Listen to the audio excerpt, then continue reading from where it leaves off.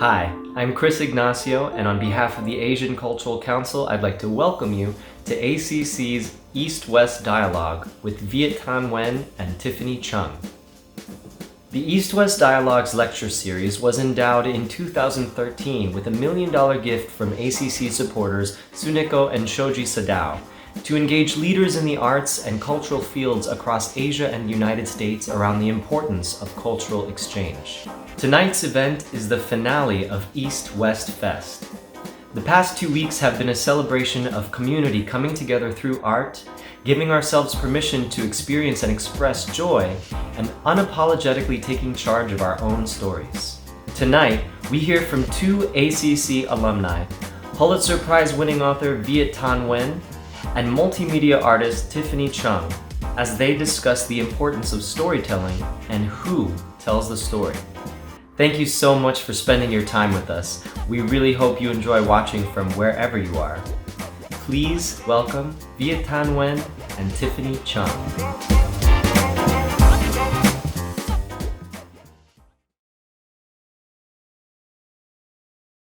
Hey, Tiffany, good to see you here. Hi, Viet. Nice to see you. I'm coming from Pasadena in my basement. I'm assuming that is not an actual museum gallery that you're in right now. No, it's a virtual background. It's a shot of my work that I did like last year, and Mhm. I am in Houston, where it's super sunny right now. All good. We've known each other for a while, and I think we're brought here together partly because we've known each other for a while, but we've also been the recipients of grants from the Asian Cultural Council. Maybe you can tell us what you use your grant for. Well, actually, you were the one who encouraged me to apply for the grant. Like, I mean, I'm not really a grant person, but I took your advice. I applied for the grant to continue to do my research in Asia on the history of Vietnamese refugees, which I started a while ago, but I put it on hold until I met you again in Singapore, where we visited a few refugee camps together, right, in Indonesia and in Singapore. And I felt really encouraged to like confront that. And also, um, given the fact that I was working on the refugee migration of the Syrians. Yeah. So my grant was to go to Vietnam with a photographer to take photographs of memory making in Vietnam, especially related to war. And so that was a really interesting experience for me. Part of what we did was we traveled from North to South Vietnam and visited lots of museums and so-called martyrs cemeteries and all of that. And all that all made its way into a book that I wrote called Nothing Ever Dies, Vietnam and the Memory of War. And you're right, part of that includes the discussion of the refugees who fled from Vietnam and where they ended up. I mean, they ended up in countries all over the world, including the United States, but also some of them were stuck for a long time in these refugee camps in places like Singapore and Indonesia. That was so very moving to visit these refugee camps and see the remnants of what was left behind in the case in Indonesia or in Singapore that had been completely erased. I don't think we even found the refugee camp. We just found like an overgrown area but no evidence of barracks or anything like that. Whereas in Indonesia, I remember very clearly that all the buildings were still there, but they were in a state of total disrepair. There was a museum, which was great. There were Indonesians visiting, which was great. Although I'm not sure what they were visiting for exactly, because when they saw the two of us, I think they might have thought that we were some kind of celebrities or something, because they insisted on taking selfies with us, which was, I was happy to fulfill that purpose. And it was Um, very interesting that they were, doing picnics in this really dark place. yeah, yeah. And there was a cemetery there with the graves of those refugees who had either not made it or who had died when they were there. So I think both of us are, because of our own histories as refugees from Vietnam and because of our research interests, we have a lot of concerns about refugees and both about how they're discussed in political and popular discourse and how they are represented or not represented in the kinds of arts that we're engaged in. And I've always found your work interesting Your work hasn't always dealt with refugees. Certainly didn't when I first met you in Saigon, but I think in the last decade or so, it certainly has turned to dealing with cartography, forced migration, and the remapping of histories and memories from official narratives. So could you explain a little bit more about your work for those who might not know what you've been up to? Sure. Let me begin by sharing some of the images, as I'm a visual artist. So I think it's important that people see images of my work. Yes. Yes. Okay, that's good. So, a lot of my projects have derived from memories and experiences, right? But get extended into usually larger contexts across time and terrain. And I think one of the key aspects of my work is the interdisciplinary practice that allows me to look into historical events from multiple perspectives, and to use research material and different mediums in creating artwork. And I find it very challenging um, to unpack historical memories or social political issues through only visual forms. So I increasingly use text in my installation, and also use writing and lecture performance to elaborate on the conceptual framework. Um, as a child, I experienced the historic flood of the Mekong River in 1978 in a new economic zone, where we were forcibly relocated after the war. So I could only write about these memories years later, but the artwork came earlier. Um, because of the experience, I wanted to, examine flooding as natural and anthropogenic disasters. And I've learned that floods occurred by the hydropower development of the Mekong, and with sea level rise due to climate change, really have negative impacts on the ecosystems of the Mekong, especially the lower Mekong Basin, which is the lifeblood of over 60 million people. So, why I visualize flood projections through mapping, the trauma of living through it really prompted me to propose this floating village model, which combines vernacular architectural forms, of existing farming and houseboat communities in Asia. So, and at the same time, I look at this body of water as the departure point for many of those who tried to escape Vietnam after a series of disastrous social, political, and economic experiments implemented in the post-1975 period. So I want to depict, people's memories of the new economic zones, of food shortages, of escaping through a theater performance. So let me play a very short clip.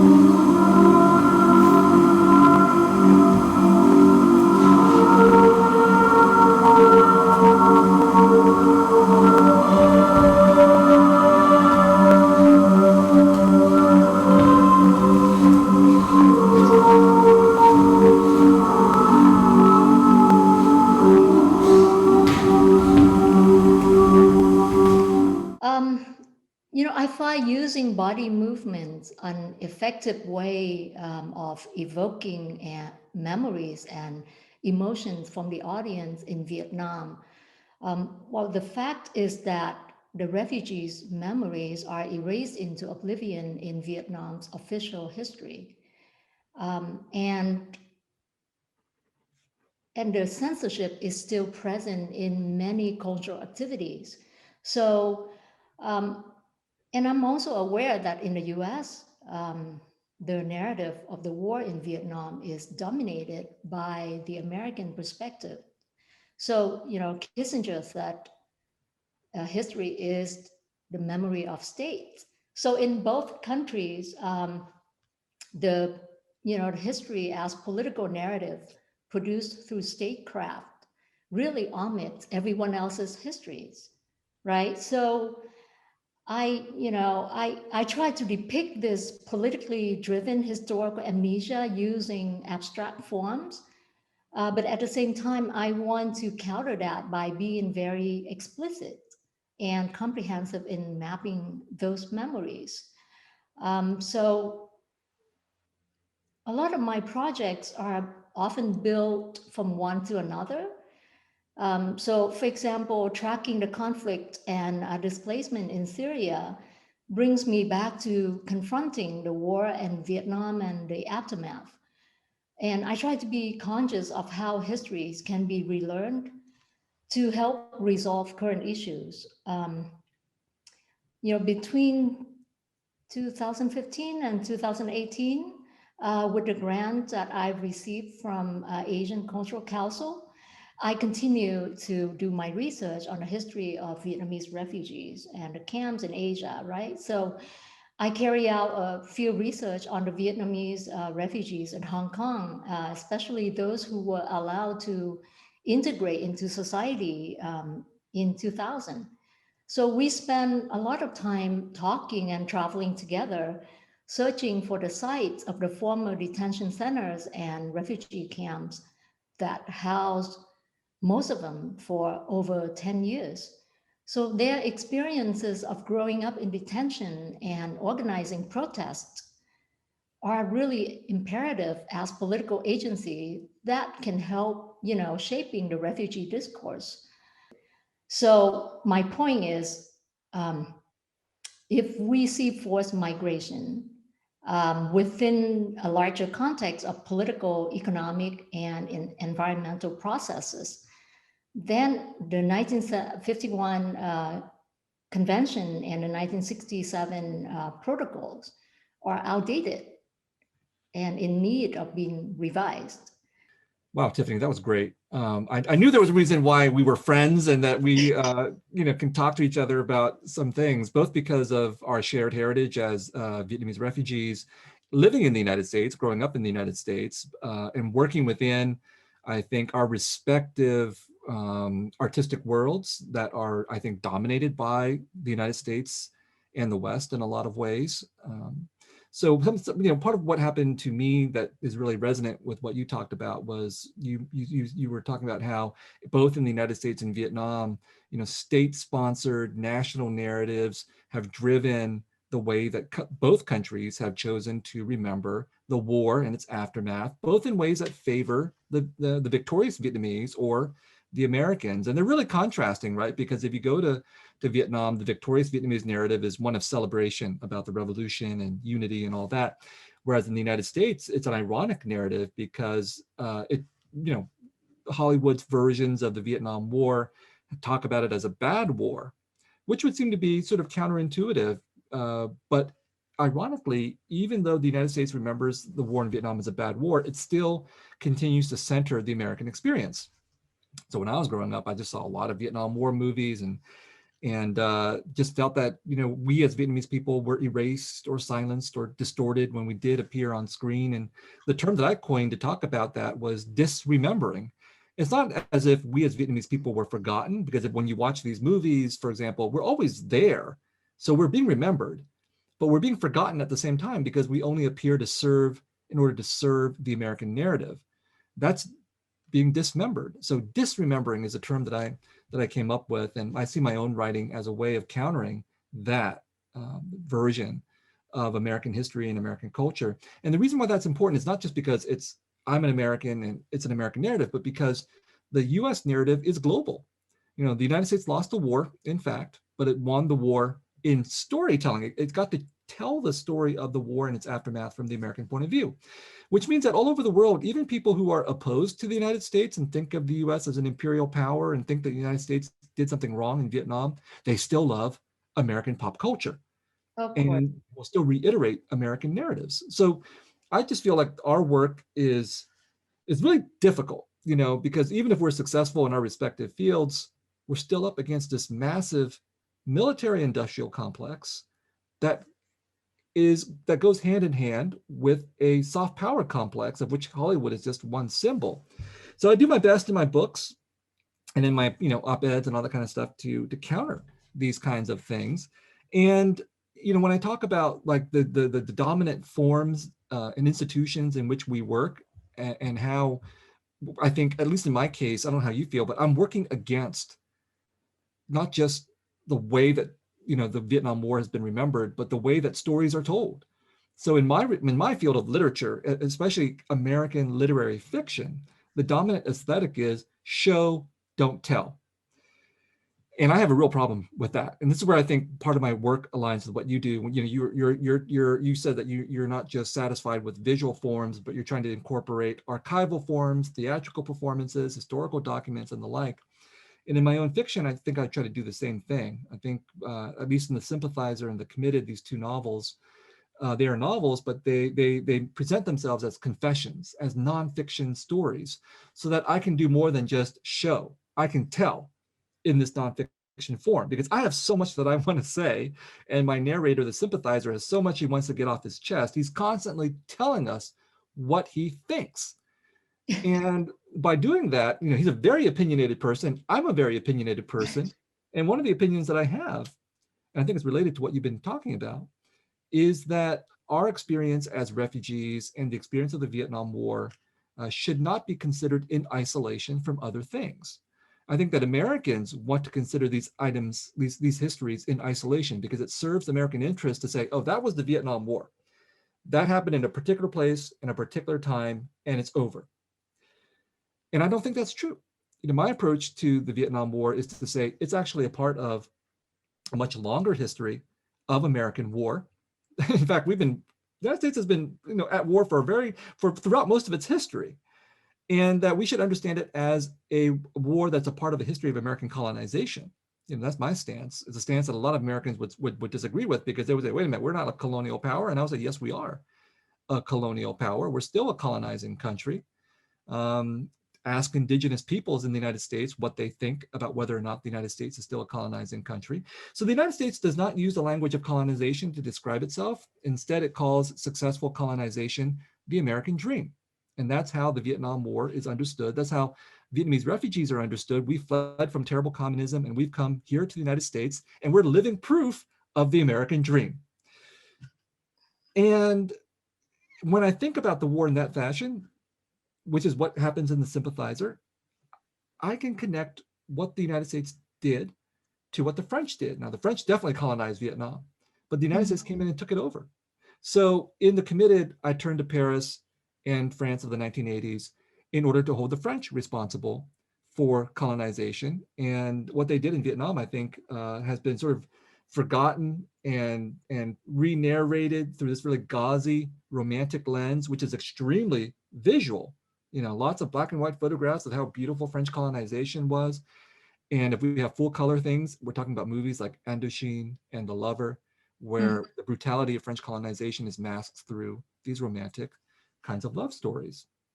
And then finally, on refugees, you connect the Vietnamese refugee experience to many other refugee experiences, including what's happening today with, Syrians. I think Syria being the largest source of refugees in the world at the moment, but certainly we're living at a time in which the UNHCR says there are about 26 million refugees out there, and about 79.5 million, and they're a part of 79.5 million people that UNHCR officially classifies as displaced people. So the Vietnamese experience is not unique. If anything, it foreshadows what we see today. That when Vietnamese people were fleeing by boats, as you map in your cartographies, I think about, and you think about it too, I think, Syrians leaving, or Africans taking to dinghies and rubber rafts and so on in order to try to cross the Mediterranean to Southern Europe. And that's why the opening of The Committed, the new novel, is set on a refugee boat. And I don't call it a boat, I call it an ark, because what I want to try to convey is that these experiences should not be seen through the lens of the boat people. That's the narrative that has been imposed on us as Vietnamese refugees. And that term is so strong, an English term, that even the French, who don't like English words in their vocabulary, simply say les beaux people, which I find doubly offensive. And so it was really important in my work, both in my short story collection, The Refugees, and in The Committed, to cast the refugee experience as an epic and heroic experience. Now, certainly the people who went to sea were terrified and frightened, absolutely. But we have to understand them, I think, as heroes in their own odysseys. And that I use these terms so that we can think of refugees in that fashion, but then we can also look back to European and American history and say, wait a minute, Christopher Columbus, nothing but a boat person. The Pilgrims, nothing but boat people, but because they're at the center of Euro-American narratives, they get cast as heroes. And then boat people, Vietnamese and African boat people, are demeaned for doing the same thing. So that wraps up my portion of talking about my work. And so I see a lot of connections between what the two of us are doing. And I thought I would ask you to elaborate on something that I think was implied in your work, but was maybe not very as clear as I would like to see. You do a lot of map making in your work, and it's really beautiful. So you take these maps that are historical documents, and oftentimes maps that map terrible things like refugee migrations, and you turn them into art. And I know that you've also been working with refugees on this process of making maps at the workshops that you've conducted. So maybe you can tell us more about that part of your art process and your collaborations with refugees.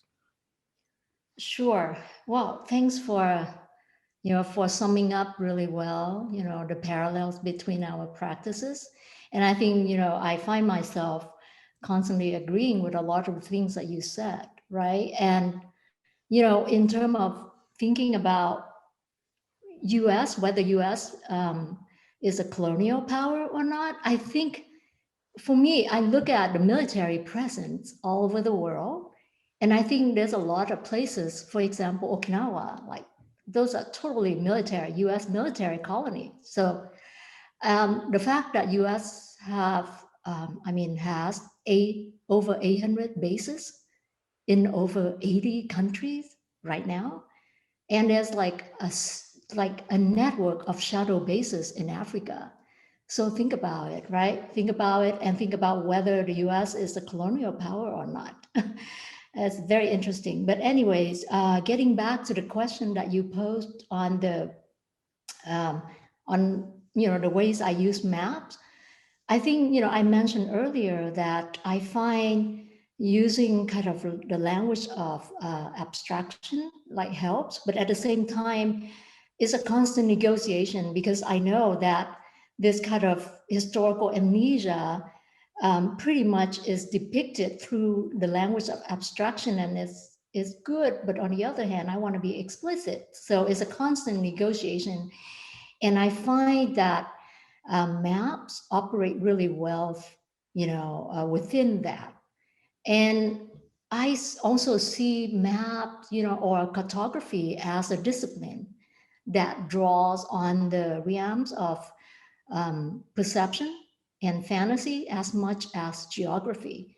So, an example of the work that I did was that the large scale map that I tried to map all the flight routes of the Vietnamese refugees to all over the world. I mean, it was based on archival records and oral histories, but it's also research analysis and even like estimation. Because, the near impossibility of reassessing the past really creates that kind of negotiation. So we would have to settle for certain estimation and guesses. And also, map is really a colonial tool and power. And how do you reclaim that that power by also using maps, but telling our own stories? So when I work with the young refugees from Syria, from Middle East, and from Africa, I got an opportunity to work with them in 2016 and 2017 in Denmark. And I thought about using maps because as a person, as a former refugee, we just get them, right? And nobody else could. Like the moment I set my foot into a room full of them in Denmark, we clicked, right? So we just connected, we got each other. But using maps, I think to me is a way for them to really tell their own stories without being asked, right? We have to be very sensitive to what they have gone through. I don't ask questions ever. And, later on, some of them told me stories after like 3 years knowing each other. But at the time, they were just doing their maps. And it's a way for them to stay focused, right? Using an art form like mapping. So a lot of them map their experience of leaving their homes, leaving their countries, and then also talking about their dreams wanting to go to certain places in Europe. So given the turbulence of their situation, I think mapping is a way for them to really remember where they came from. And a lot of them talk about going back afterward, right? And so I don't know. I guess that was the experience of working with them. And there were a lot of really tragic stories coming out when they started looking at their maps and start talking about it. But overall, I think the experience was positive in a way that it gives them a tool to really focus, to stay focused. Because imagine like how all over the place their mind would have been. Reminds me of something that happened to me. I went to give a talk at a school in Boise, Idaho, a high school, and I was asked to speak specifically to a refugee program. So these were all like teenage refugee kids who came from all over the world, from all the places you might imagine. And so I thought I'd start off with an easy question. And I said, how many of you here are refugees? And almost nobody raised their hands. And then I said, how many of you are immigrants? And then they started to raise their hands. So they'd already absorbed this idea that being a refugee is a bad thing, that it's a stigmatized identity, and that being an immigrant in the United States in the context of the American dream is better, right? And so that's really crucial to acknowledge, because even when we're trying to do what you're doing here and some of the work that I do outside of my own writing, I think we're both interested in encouraging refugees and other people with stories to tell their stories in whatever format they're doing it, right? But part of that acknowledgement needs to be also to acknowledge the validity of their own historical experiences, their own historical trajectories, because at least from the perspective of narrative and literature, if you say I'm an immigrant versus a refugee, you're going to produce a very different kind of a narrative, because the immigrant narrative ends in the American dream. That's the American mythology. It's really hard to dislodge that narrative, so deeply held within the American imagination, that if you try to go against it, you just get confusion from the part of many Americans. And in my case, I insist on calling myself a refugee and foregrounding refugee experiences, because that raises uncomfortable questions. Like, how did the refugees end up here? Maybe because of a war you fought somewhere, or maybe because of these climate disasters that American capitalism and consumption habits are partly responsible for. So being, foregrounding the refugee experience is really, really crucial. And I'm interested in the fact that you're also interested in helping to cultivate, the opportunities for new voices, because, sometimes I've been called, not by my own request, a voice for the voiceless.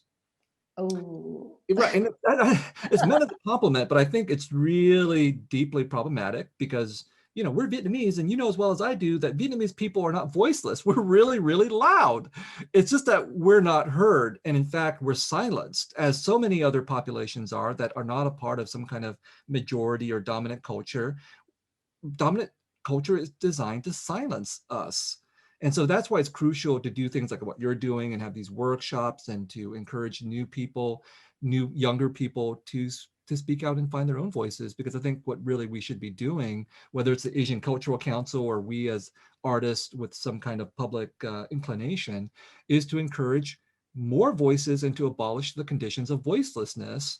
And so, in my own capacity as someone who has an interest in the public sphere, my friends and I started an organization called Diasporic Vietnamese Artists Network, designed explicitly to promote the fact that there are artists and writers of Vietnamese descent all over the world, working in different languages and medium, media. And the part of that program includes things like scholarships for college students and workshops for young writers.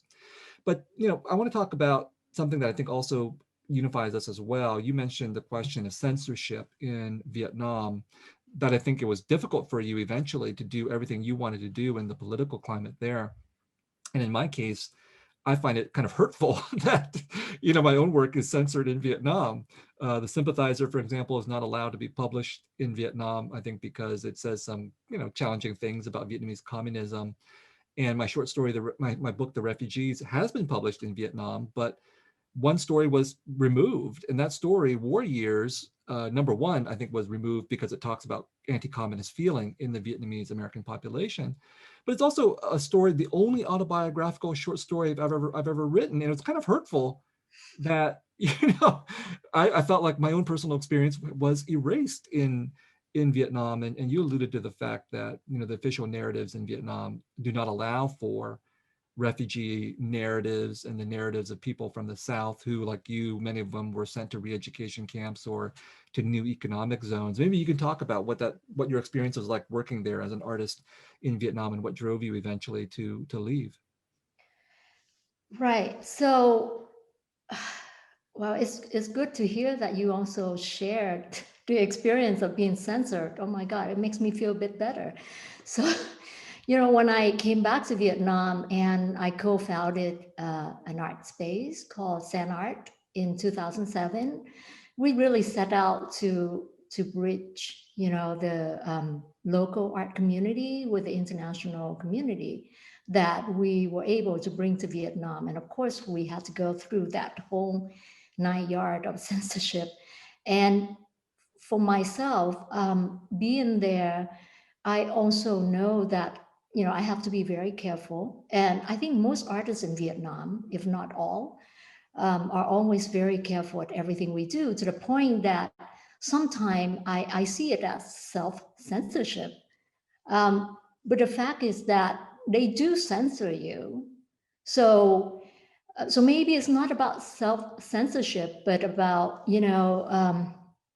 about like strategies, coming up with strategies that could, enable you to live there. So for me, I just try it out after a number of years. And when I started making work about refugees, that's when the government started paying attention very closely. Mhm. So, there's several occasions when I knew that, they would send government MITRE to follow us everywhere we went. When there's like, for example, Bloomberg TV crew came to Vietnam in 2016 to do a mini documentary on my work.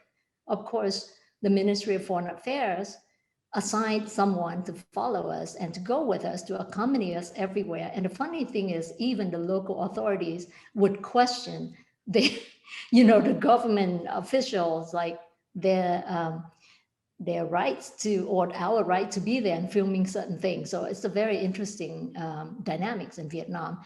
But in 2017, when I was about to go to Tokyo to install my work on the Vietnamese refugee history at the National Art Center in Tokyo, I got a call from, from the organizer saying that Vietnam actually contacted Japanese Ministry of Foreign Affairs requesting the organizer to remove my work from the exhibition because they think it makes Vietnam look bad.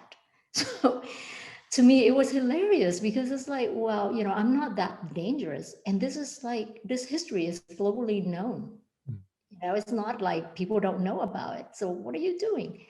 But it has got to the point that I felt that I just did not want to deal with it anymore, just one after another. So that's how I decided to go back to the US. So that was the experience. And I think people who continue to stay there, really, they are really brave. Either, you have to come up with strategies to survive, or don't deal with politics at all. As I said, I'm a very opinionated person, so I have to deal with politics. And it's one of the reasons why I haven't been back to Vietnam since 2014. I was writing The Sympathizer there at the time, and I feel like it's hard for me to go back to a country that won't allow my novel to be published. And I certainly could not make a living as a writer there, because if I was there, I'd have to feel obligated to comment about what's happening in the country. So there is hard censorship in Vietnam, and you said that some artists self-censor. And in the United States, I don't think we have censorship per se, but I think there is self-censorship that takes place. It becomes deeply ingrained because you grow up in this country, you absorb American ideology, and it may prevent you from thinking outside of American ideology, going back to that refugee versus immigrant and the American dream issue. So I think it's really crucial for us to be aware how even in our country, there may be soft mechanisms to discourage thinking critically against dominant American culture and dominant American assumptions. Now, one of those assumptions, and maybe we'll end with this, is what I've described as the difference between narrative plenitude and narrative scarcity. Like, who gets to have their stories told? So in Vietnam, we know that it's a hard censorship, that some stories are forbidden. But in the United States, I grew up feeling that I lived in narrative scarcity, that I looked around and that there weren't very many stories about Vietnamese people, certainly, but also Asian Americans in general, people who looked like me. And that this was harmful, that this was damaging. I mean, there's other worse things, I guess, that could happen than not having stories told about you, but not having stories told about you is also psychologically and culturally damaging as well. And that incited me to become a writer and to tell my story and our stories. Whereas narrative plenitude is the condition of the majority, whoever that majority is. Like, all the stories are about you. And you take it for granted. That's a sign of your privilege that you're not even aware of it. So if there's a bad story about you, you don't care because there's 1,000 other stories about you. And we who live in narrative scarcity freak out whenever one story about us appears. If it's great, we're like so grateful. And if it's bad, we're so upset, and things shouldn't be that way. So narrative plenitude or narrative scarcity is not just about stories, but these are signs about how accepted we are in our society, how many opportunities we have. Are we a part of dominant apparatuses that allow us to tell our stories? And I feel like in literature, it's a mixed bag. I can't complain. I've done okay as a writer, but we're also looking at a literary industry that is at the editorial level at least 85% white.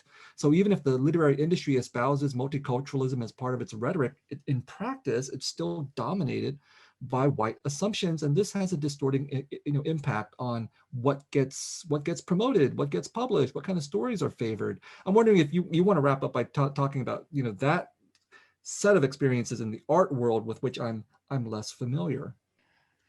Well, I can tell you that it's not that much different in the art world compared to what you just said about the literature world.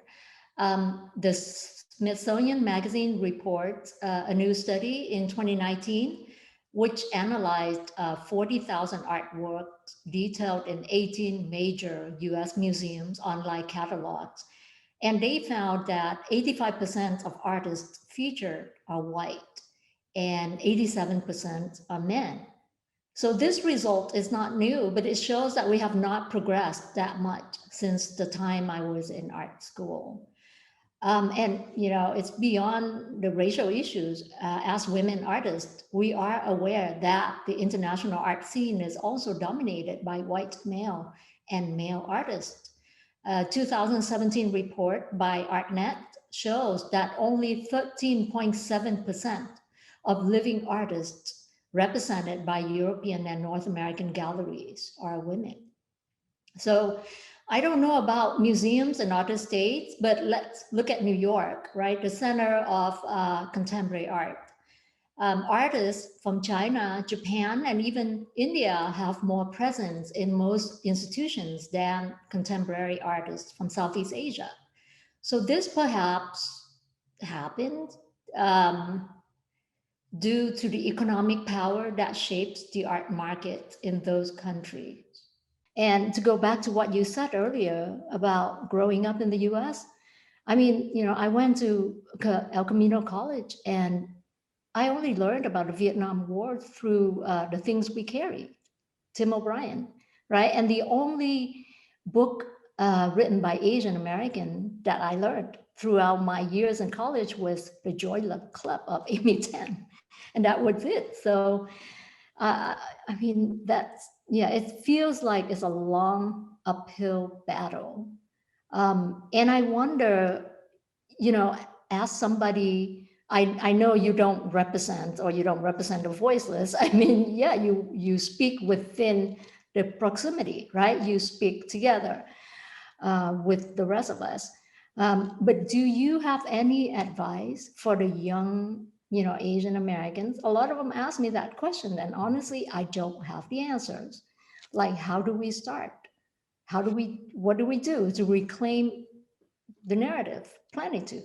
Yeah. Well, I think that's probably the hardest question I get from young Asian Americans when I do the college and university circuit. And part of what's depressing is usually it's couched in relationship to another issue, which is my parents don't want me to be an artist, or my parents don't want me to be a writer. They want me to do the model minority kind of thing instead. And so it's sad that 30 years later, after I went through this, maybe you went through it too, it's still happening. And I think we're living at a time in which obviously the specter of anti-Asian violence is really real in the United States and elsewhere. And it's due to a lot of factors, but one factor is about narratives and about storytelling. Like, it's great that we have doctors and engineers and lawyers, all of that. That's all very noble, but they're not helping us out when it comes to combating narratives that say, hey, you're the Kung flu or you're the China virus, and then therefore it's okay to demonize you and possibly harass you and threaten you and kill you, which is exactly what's happening. Here we need our activists, we need our politicians, we need our community leaders, and we need our artists and storytellers to help change the narrative. And so I think that it is extremely difficult because you cannot address these questions of art or narrative in isolation. And that's why I brought up the issue of the literary industry. It's important to have writers, but you also need to have the agents and the editors and the publishers and so on to make these institutional changes. And that's true in every industry, which is why I asked about the art world, because I'm assuming that behind the scenes in the art world, even if you happen to have one or two Asian superstars and some other Asian artists, I'm assuming that most of the world is still dominated by white people and European people and all that. And that's a function of socio and economic inequality throughout our societies. So what I would say to young people is, we need all of you. We definitely need you to be the writers and the artists and the storytellers. But if that's not your inclination, we also need you to become the people behind the scenes. We're not going to change Hollywood just by getting more actors, even if that's the more glamorous part. We also need the producers and the agents and the financiers and all of that. So in all of our respective worlds, we need to be cognizant of what's going on at the level of representation, which is what we see, and at the level of the industry, which is what we don't see, that goes on behind the scenes. And we make our own change. You do the refugee workshops, but I, as a college student, helped to start an organization that eventually became the Diasporic Vietnamese Artist Network, because even back then I recognized, hey, there's a problem. We don't have enough Vietnamese voices and we don't have enough support for Vietnamese diasporic artists. That organization didn't exist. I helped to start it. That's on all of us. If you see something not happening, you got to go out there and start your own organization and know that it's a lifelong commitment. I've been doing this for 30 years. As a writer, as an op-ed writer, and as an arts organizer. And then, you eventually reach a point where we're able to have these conversations between you and me.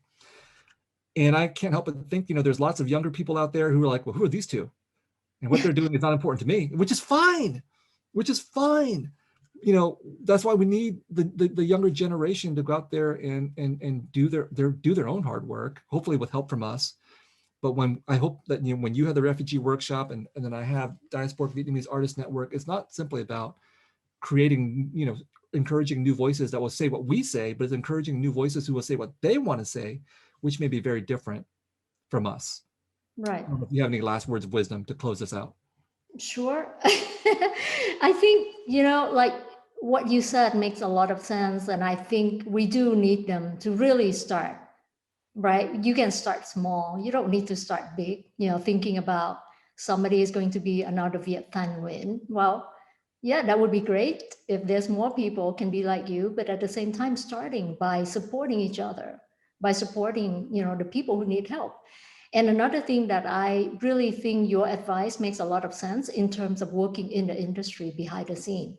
Because one thing I forgot to mention is that as much as we know that the system is so broken, like institutional system is so broken that it doesn't really include a lot of voices, they are still a very powerful force. And the reason I'm saying this is that, when I show at museums, so it depends on where I show. I can show at little hole in the wall galleries, or I can show in a big institution like the Smithsonian.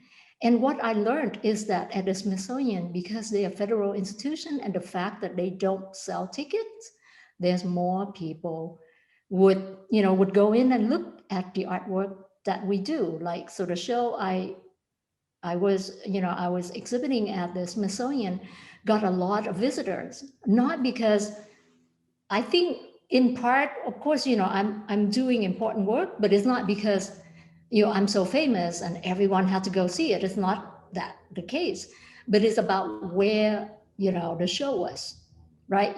We got almost 1 million viewers, and why is that? Because it's Smithsonian. So that really attests to the power of institutions, and that goes back to your advice of working in the industry, working behind the scene, making that happen.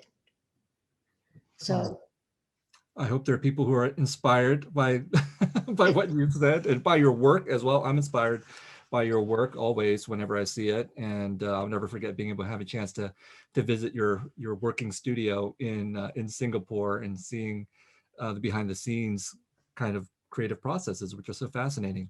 Anyway, it's been really great talking to you here in this virtual space. I hope we'll have a chance to do it in person, but I do want to thank Asian Cultural Council for having supported both of us and for giving us this opportunity to talk to each other and to our audience.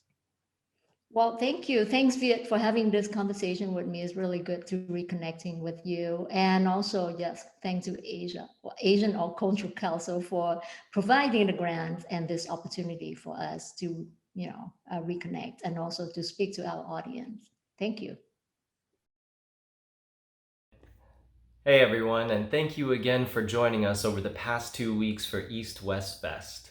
If you missed any part of the festival, you can find links to watch on ACC's website. Telling our own stories and having a say in who tells it is something that I am passionate about. I know that I would have loved to see more role models and stories like the ones we've just seen that reflected my experience growing up as a child of Filipino immigrant parents. Please join us in continuing to uplift diverse voices. It only adds to the rich, complex narrative of our collective human experience. We hope you keep in touch. To learn more about Asian Cultural Council or any of the folks you've seen in this festival, just visit ACC's website or reach out to us at our email and social media handles below. On behalf of everyone at the Asian Cultural Council, thank you.